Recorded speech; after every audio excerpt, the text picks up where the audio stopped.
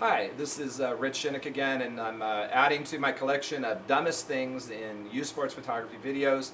And one of the probably one of the things that's kind of enabled a lot of the dumb things, and which I will label a dumb thing in and of itself, in this business is the ever-present Photoshop.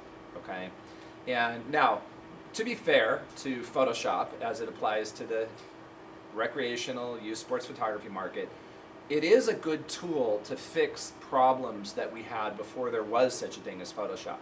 Sun flares, photographers shooting into the sun, people walking in the background that, are obnoxious or whatever that the photographer didn't catch. And there's various problems that Photoshop can help with, glare on the glasses and whatnot.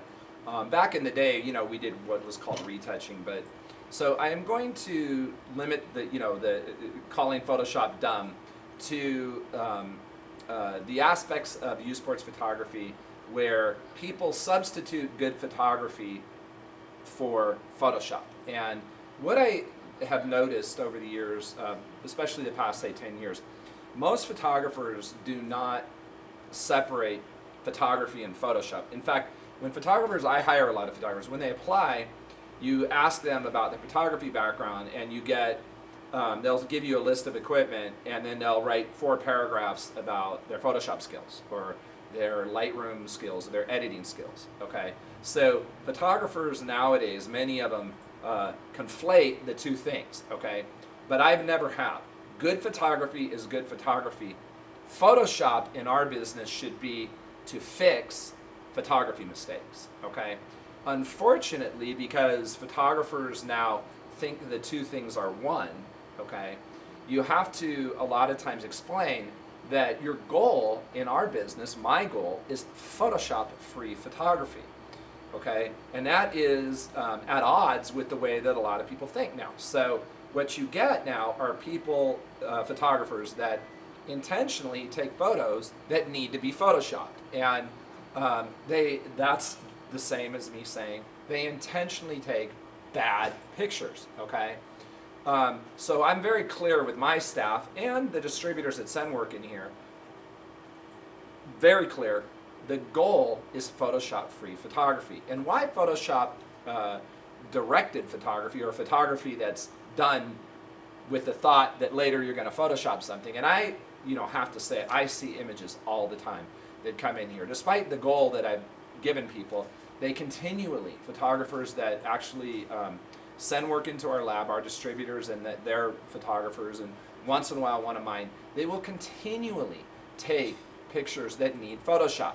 They will use small backgrounds to shoot big pictures because they'll send it in with a note, extend the backgrounds. That's Photoshop work, right?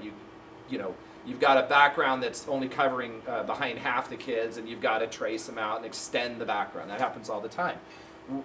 So bad pictures taken with Photoshop in mind.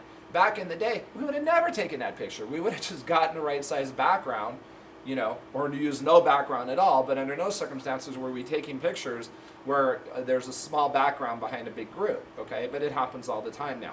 Also, I get a lot of jobs that are sent to me and they're Photoshopped, and we don't even know they're Photoshopped. And literally a minute and a half ago, before we started this video, one of my staff was showing me a photo where there was a kid's head that was literally, he'd been decapitated and moved over a little, and he was disconnected from his body if you look closely. And this was a job where the photographer had inserted a background.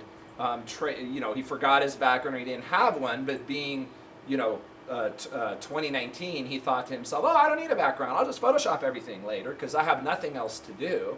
And that's fine. I mean, some photographers do have nothing else to do. So rather than spend $150 on a nice background, they'll spend 150 hours Photoshopping 300 pictures.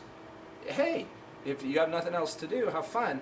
But usually when we get jobs in that are Photoshopped, there's problems like the decapitated kids. And they're inserting a background, and they, unfortunately, a lot of times don't even tell us that they Photoshopped it, and we'll notice it when we're printing it, and we're looking at it like, what the heck is this? And again, do it right, I guess. Do the photography as if there is no such thing as Photoshop would be my message, because all you're doing is opening yourself up for trouble when you shoot pictures that need to be photoshopped. Okay, so I would say Photoshop is a great tool to fix all of the traditional problems that we've had. But taking pictures with the idea that, in the back of your mind, I know this is not what, I know I could take a better picture, but I'll Photoshop it later. In the youth sports photography business, in the team and individual business, is just insane, okay?